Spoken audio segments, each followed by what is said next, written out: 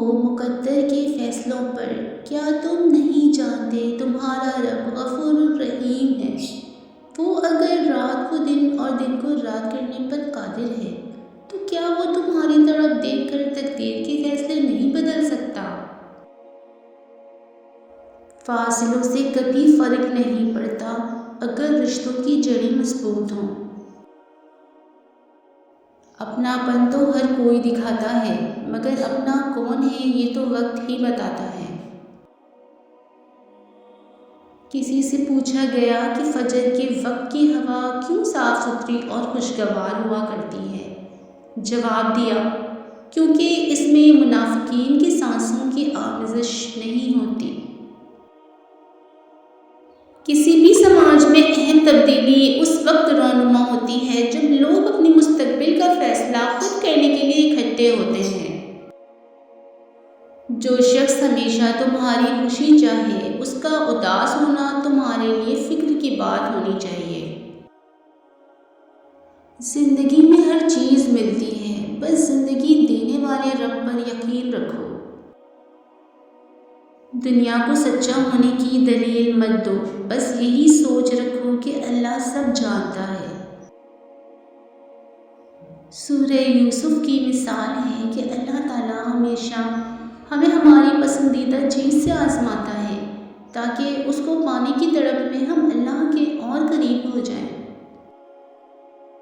رشتے گھڑی کے الارم نہیں ہوتے کہ جب چاہا سیٹ کر لیا۔ بعض رشتوں کے نام نہیں مقام ہوتے ہیں۔ دکھ تکلیف میں ساتھی بننا پڑتا ہے، جدا تو کوئی بھی کر سکتا ہے، راہ ملانا کسی کسی کو آتا ہے۔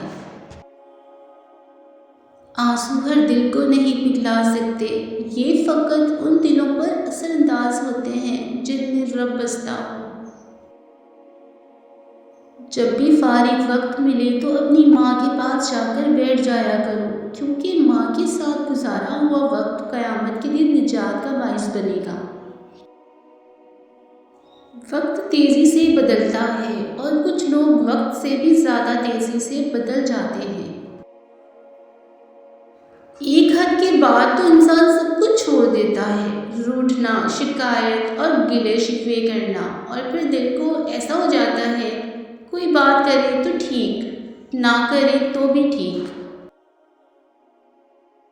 ایک غیبی اصول یہ بھی ہے کہ جو چیز تقسیم کرو گے اسی چیز کی تمہارے پاس فراوانی ہو جائے گی، پھر وہ دولت ہو، عزت ہو، علم ہو، محبت ہو، درگزر ہو، کھانا ہو یا آسانیاں۔